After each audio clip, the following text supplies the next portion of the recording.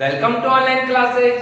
पिछली कक्षा में हमने प्रतिबिंब और उसके प्रकार के बारे में पढ़ा था कि प्रतिबिंब दो प्रकार का होता है, वास्तविक प्रतिबिंब और काल्पनिक प्रतिबिंब। उनकी परिभाषा देखी थी, उनके बीच में हमने अंतर भी देखा था। अगर आपने वो वीडियो नहीं देखा है तो उसे जरूर देखें। अगर आपको अच्छा लगे तो उसे लाइक करें और अपने दोस्तों से अधिक से अधिक शेयर करें। अगर आप हमारे चैनल पे नए हैं तो इसे सब्सक्राइब कर लें, जिससे आपको और सारे वीडियो आप तक सबसे पहले पहुंच सके। तो चलिए शुरू करते हैं। आज का जो हमारा टॉपिक है वह है गोलीय दर्पण, मतलब स्फेरिकल दर्पण। इससे पहले हम लोगों ने दर्पण के बारे में जाना था कि दर्पण क्या होता है। तो दर्पण एक कांच का एक सतह होता है जिसको एक भाग पॉलिश किया हुआ रहता है, उसे हम लोग दर्पण कहते हैं। तो वह जो हमारा था वो समतल जब होता है तो उसे हम समतल दर्पण कहते हैं। और यहाँ पे हमारा जो आज का टॉपिक है वह है गोलीय दर्पण। तो गोलीय दर्पण के जनरली नाम से ही आपको पता है, गोलीय दर्पण मतलब गोला होगा, अर्थात जिस दर्पण की परावर्तक सतह गोलीय होती है उसे गोलीय दर्पण कहते हैं। मतलब कि जिस दर्पण की परावर्तक सतह किसी खोखला गोला की टाइप का होता है उसे हम लोग क्या कहते हैं, गोलीय दर्पण कहते हैं। अब जैसे कि हमने एक गोला ले लिया, कांच का गोला ले लिया हमने, ठीक है, कांच का गोला ले लिया और इस कांच के गोले का जो अंदर भाग है वो खोखला है। खोखला का समझते हैं, बिल्कुल अंदर से खाली है।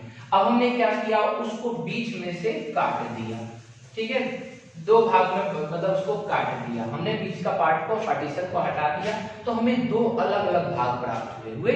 इन दोनों भाग को हमने क्या किया, इन दोनों भाग के दाएं तरफ जानते हैं उधर वाला होगा मेरा, तो दाएं तरफ वाले भाग को हमने क्या कर दिया, इस तरह पॉलिश कर दिया। ये क्या है, ये पॉलिश कर रहे हैं। पॉलिश देखें आप, पॉलिश आप देखेंगे, आपका जो अगर आईना आप देख रहे हैं, आप अगर आपके पास आईना होगा तो उस आईना में पीछे देखिएगा, पीछे आपको एक कलर किया हुआ रहता है, वही कलर किया हुआ भाग को पॉलिश कहा जाता है। तो हमने यहाँ पे इसको पॉलिश कर दिया। तो पॉलिश करने के बाद हमारे पास दो प्रकार की आकृति बन गई। इन दोनों आकृति को हम कौन सा दर्पण कहेंगे, गोलीय दर्पण कहते हैं। क्लियर है। तो गोलीय दर्पण क्या है, एक गोलीय दर्पण जिसकी परावर्तक सतह एक गोलीय होती है उसे हम लोग गोलीय दर्पण कहते हैं। क्लियर है। अब आती है बात, गोलीय दर्पण कितने प्रकार का होता है। तो आप चित्र में देख ही रहे हैं, गोलीय दर्पण कितने प्रकार का होता है, तो दो प्रकार का होता है। पहला होता है अवतल दर्पण जिसको कॉनकेव मिरर कहते हैं, दूसरा होता है उत्तल दर्पण जिसको कॉन्वेक्स मिरर कहते हैं। अब हमारे पास आ गया कि कॉन्वेक्स और कॉनकेव कौन है, इन दोनों में अवतल और उत्तल कौन है, ये पहचानने की बात आती है। तो देखिए बिल्कुल ध्यान से, जिस दर्पण की परावर्तक सतह, याद रखिएगा, जिस दर्पण की परावर्तक सतह, ये परावर्तक सतह है, ये है, अंदर की ओर धसी होती है, अंदर की ओर धसी होती है, उसे अवतल दर्पण कहते हैं। तो आपको इन दोनों में किसका धसा हुआ दिखाई दे रहा है, धसा समझते हैं। धसा का मतलब ये अगर प्लेन है तो मैंने मार दिया तो ये अंदर की ओर धस जाए। तो यहाँ पर अगर धसने का मतलब है तो ये वाला पार्ट है, देख रहे होंगे आप, ये अंदर की ओर झुका हुआ है, अंदर की ओर है। तो इस वाले दर्पण को हम लोग कौन सा दर्पण कहेंगे, अवतल दर्पण कहेंगे। कौन सा दर्पण कहेंगे, अवतल दर्पण कहेंगे। क्लियर है।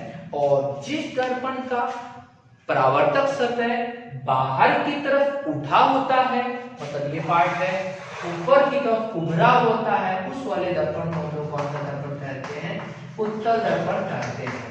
मतलब हमारा जो उधर वाला पार्ट बना वो अवतल दर्पण बना और इधर वाला पार्ट जो बना उत्तल दर्पण बना। तो ठीक है, गोलीय दर्पण हमने जाना। गोलीय दर्पण होता क्या है, तो गोलीय दर्पण वे दर्पण है जिनकी परावर्तक सतह गोलीय होती है। यह दो प्रकार का होता है, अवतल दर्पण और उत्तल दर्पण। अब इन दोनों की हम परिभाषा देखते हैं कि दोनों की परिभाषा है क्या। तो चलिए अब इनकी परिभाषा देखते हैं। अवतल दर्पण क्या है, तो जिस दर्पण की परावर्तक सतह अंदर की ओर धसी होती है उसे अवतल दर्पण कहते हैं। जैसे हम लोगों ने यहाँ देखा कि इसकी परावर्तक सतह जो है, ये परावर्तक सतह है जो कि अंदर की ओर धसी है, तो इसे हम लोग अवतल दर्पण कहेंगे।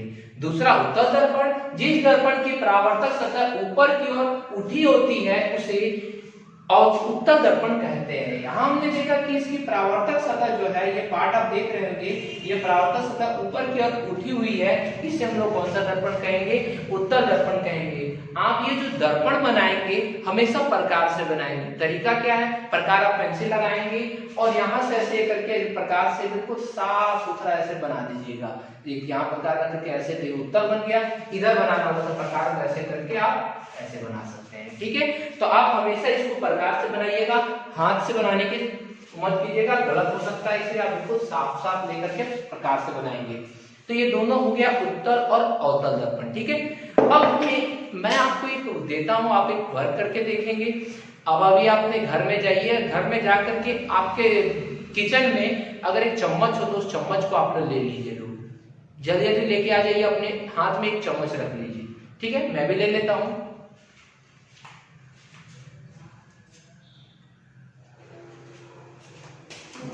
ठीक है, आप सभी ने चम्मच ले लिया होगा।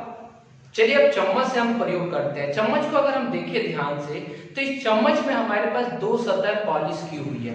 एक ऊपर से चम्मच पॉलिश किया हुआ है, ये पॉलिश है, देख रहे होंगे आप लोग, स्टील है तो ये पॉलिश है, चमकदार सतह है, और एक बाहर से भी पॉलिश किया हुआ है, दोनों तरफ से, मतलब दोनों तरफ से ये चमक रहा है। आप लोग एक चम्मच ले लेंगे।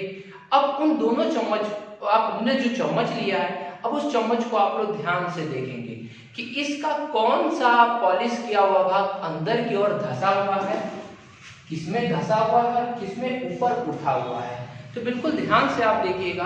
तो इस चम्मच का आपको ये जिस भाग में चम्मच रख के यहाँ खाया जाता है, यहाँ वाला पार्ट सब कोई चीज रख करके यहाँ खाया जाता है, ये पार्ट अंदर की ओर धंसा हुआ है। ये देख रहे हैं, ये वाला जो है सतह अंदर की ओर धंसा हुआ है, मतलब पॉलिश किया हुआ भाग कहाँ है, ऐसे है, मतलब पॉलिश किया हुआ इस तरह अंदर की ओर क्या है, वो धंसा हुआ है। तो जो चम्मच का ऊपर वाला भाग होगा, यह भाग हमेशा उत्तल दर्पण होगा। मतलब ये कौन सा दर्पण हो गया, उत्तल दर्पण। अब चम्मच को हम पलट देते हैं।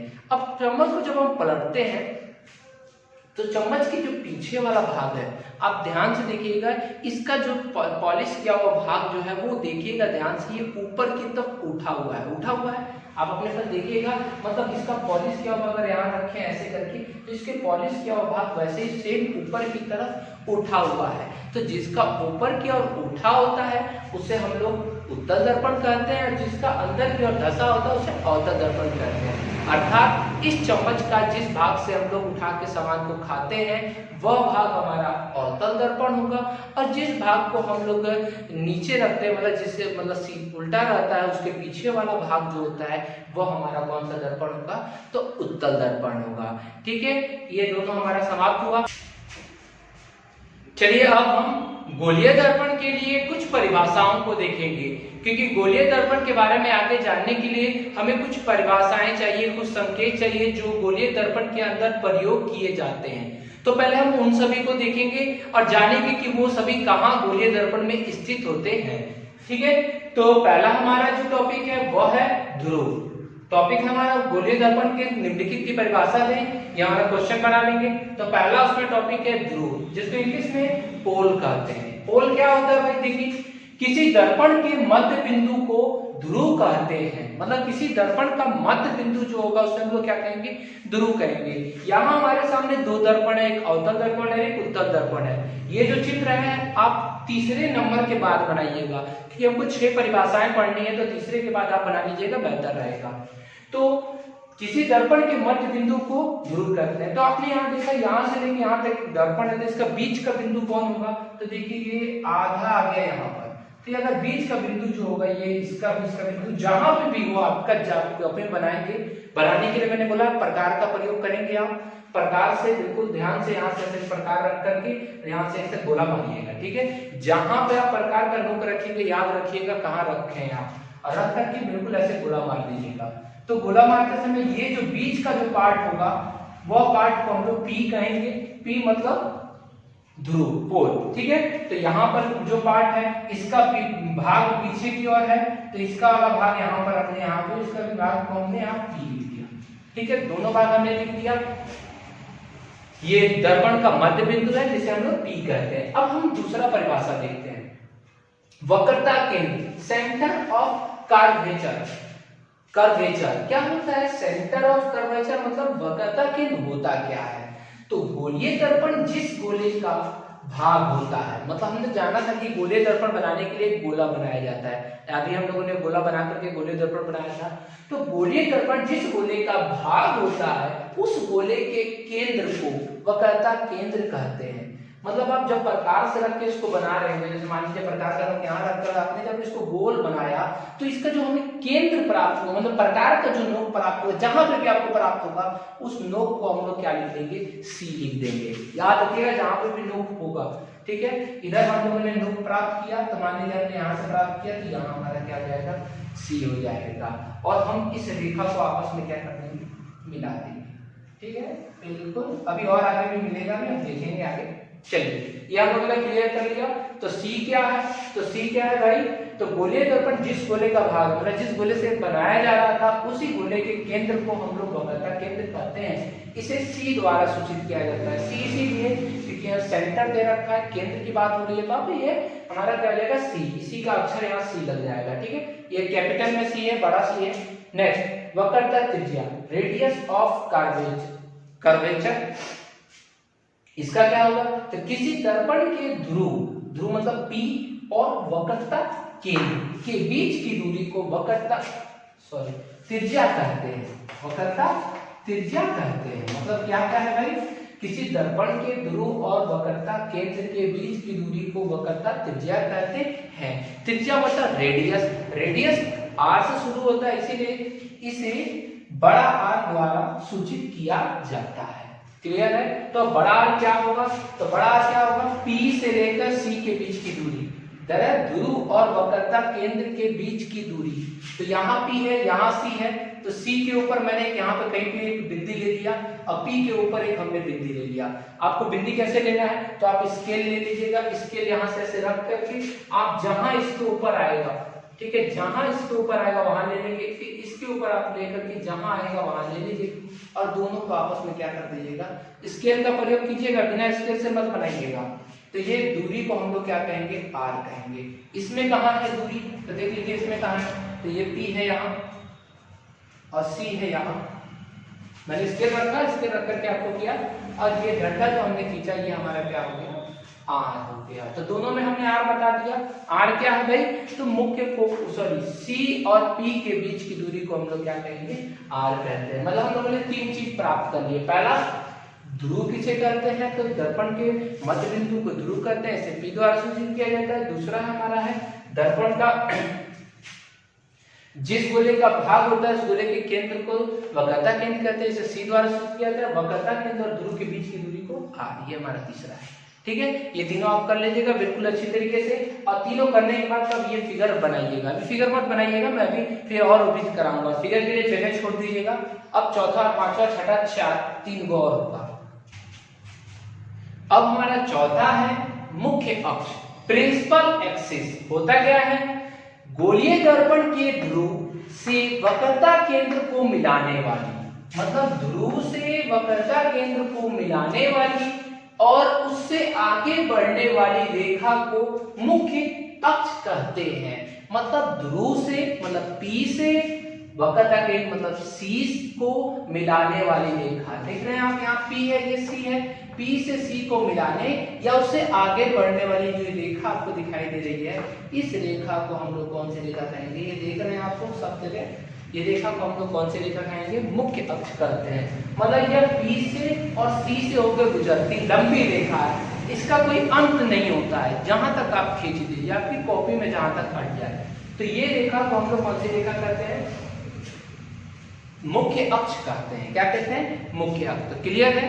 तो मुख्य अक्ष पे हमने पहले क्या जाना, P जाना, C जाना, R जाना और मुख्य अक्ष। मुख्य अक्ष का कोई सूचित नहीं होता क्योंकि एक रेखा है, इसलिए यहाँ सूचित नहीं कर रहे हैं। अब अगला देखिए ध्यान से, बहुत इंपॉर्टेंट, बहुत ज्यादा इंपॉर्टेंट, मुख्य फोकस मतलब कि प्रिंसिपल फोकस क्या होता है, मुख्य अक्ष के समांतर आ रही प्रकाश की किरण दर्पण से टकराकर मुख्य अक्ष के जिस बिंदु से गुजरती है या गुजरती हुई प्रतीत होती है उसे मुख्य फोकस कहते हैं।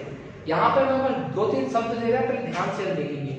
मुख्य अक्ष के समांतर आ रही प्रकाश की किरण। तो हमारा मुख्य अक्ष कौन सा था? तो हमने मुख्य अक्ष यहाँ बनाया था, देख रहे हैं आप लोग, यही है। तो यहाँ पर ये है, तो इसके समांतर कोई प्रकाश की किरण लाते हैं, ला दिया हमने, ठीक है। ये प्रकाश की किरण जब जिस बिंदु से होकर गुजरती है, जिस भी बिंदु से यहां से टकराने पर ये गुजरेगी कि नहीं, इस बिंदु को हम लोग क्या कहते हैं? इस वाले बिंदु को हम लोग क्या कहते हैं? मुख्य फोकस कहते हैं। क्या कहते हैं हम लोग उसको? मुख्य फोकस कहते हैं। मुख्य फोकस क्या है? एक बार फिर से देख लीजिए। समांतर मुख्य अक्ष के समांतर आ रही प्रकाश की किरण दर्पण से टकराई जिस बिंदु से होकर गुजरती है, यहां से गुजर रही है, जैसे यहाँ इसमें देखिए, इधर से टकराई से जाना चाहिए किधर? इसको किधर जाना चाहिए? इसको जाना चाहिए इधर। इधर तो आ नहीं सकता है क्योंकि यहाँ वो है, तो यहाँ से चला गया, कैसे? ऐसे चला गया, ठीक है, पीछे की ओर चला गया, ऐसे ही ना जाएगा ये, क्योंकि इसका झुका हुआ इस साइड है तो ऊपर जाएगा। आपने को देखा होगा गेंद को अगर आप ऐसे तिरछा फेंकेगा, यहाँ फेंकेगा तो वो उस साइड जाएगा। वैसे ही ये प्रकाश की किरण यहाँ आई तो कहाँ गई? यहाँ गई, जिसके कारण इसके कारण ये पीछे जो हमारा प्रतिबिंब बना वो कहाँ बना? F यहाँ पर बना। तो उस बिंदु को मतलब जहां पे गुजरती है, यहां गुजर रही है और या गुजरती हुई प्रतीत होती है, यहां देख रहे हैं आप लोग डैश डैश है, इसका मतलब प्रतीत हो रही है, उसे मुख्य फोकस कहते हैं। और इसे मुख्य फोकस कहते हैं और इसे बड़ा F द्वारा सूचित किया जाता है। क्लियर है? फिर से एक बार बिल्कुल ध्यान से समझिए, बहुत इंपॉर्टेंट है। मुख्य अक्ष के समांतर आ रही प्रकाश की किरण दर्पण से टकराकर मुख्य अक्ष के जिस बिंदु से गुजरती हुई या गुजरती है या गुजरती हुई प्रतीत होती है, मतलब यहाँ पे हमने समांतर किरणें हैं, ये F से गुजर रही है और यहाँ पर गुजरती हुई प्रतीत हो रही है, मतलब गुजरती है या गुजरती हुई प्रतीत होती है, तो उसे मुख्य फोकस कहते हैं। इसे बड़ा F द्वारा सूचित किया जाता है। क्लियर है? ये दोनों हमारा हो गया। अब हमारा एक और बच रहा है, उसको हम लोग देख लेते हैं। अब हमारा नेक्स्ट परिभाषा है फोकस दूरी। फोकस दूरी क्या होता है? मुख्य फोकस और ध्रुव के बीच की दूरी को फोकस दूरी कहते हैं। मतलब मुख्य फोकस हमारा ये रहा, ध्रुव ये रहा, मुख्य फोकस की बिंदु को हम ऊपर ले लिए और P की बिंदु को ऊपर ले लिए, दोनों बिंदु को ऊपर लेकर जो मिला दिए, जो हमें डंडा प्राप्त हो, मतलब जो इन दोनों के बीच की दूरी हुई, ये P है और ये क्या है? F है। तो इस दूरी को हम फोकस दूरी कहते हैं और इसे हम छोटा f द्वारा सूचित करते हैं। यहाँ हम देखते हैं तो यहाँ पर आपका क्या है? यहाँ इधर है और यहाँ इधर है, तो यहाँ मतलब क्या हो गया? F ये हो गया। क्यों? क्योंकि ये बिंदु P और ये F, इन दोनों के बीच की दूरी को हम लोग फोकस दूरी कहते हैं।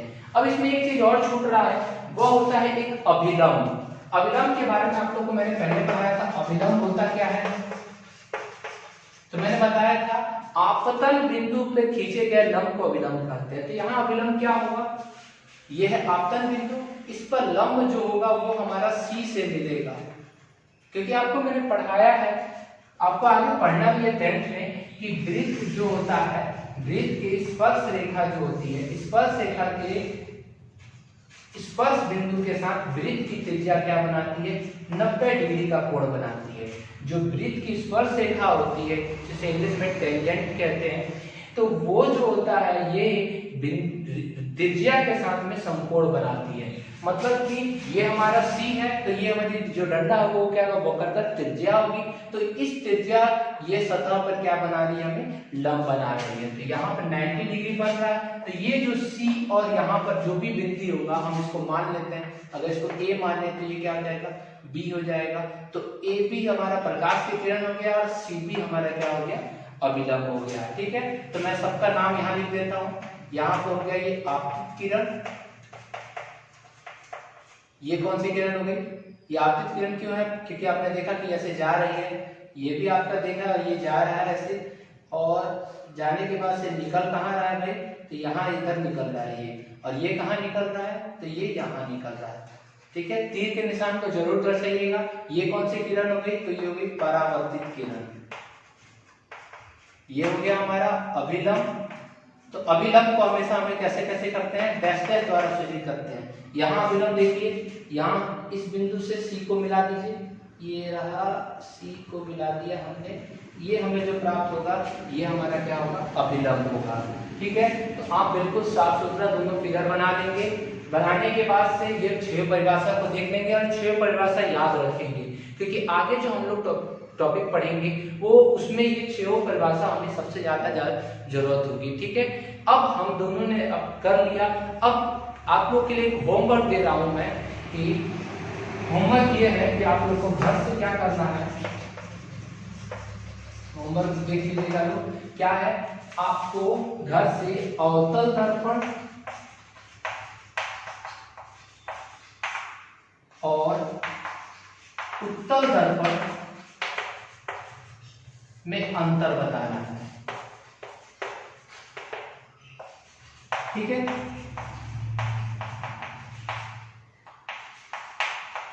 आप 3 बताइए अंतर, 4 बताइए, जितना आपको अंतर है वो कर लीजिएगा। बिल्कुल आसान है।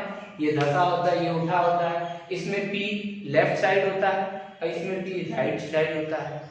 नहीं, सी F भी इसमें राइट साइड होता है, इसमें F लेफ्ट साइड होता है, मतलब दाएं तरफ और बाएं तरफ आप ऐसे भी कर सकते हो। ठीक है, और भी बहुत सारे हैं, अंतर कल पढ़ेंगे हम लोग। ठीक है, तो आप लोगों ने देख लिया। कल हम लोग पढ़ेंगे प्रतिबिंब का बनना, दर्पण द्वारा प्रतिबिंब कैसे बनता है। ठीक है, आज के लिए इतना ही काफी है। अगर आपको ये वीडियो अच्छा लगे तो इसे लाइक करें और अपने दोस्तों तक अधिक से अधिक शेयर करें। धन्यवाद।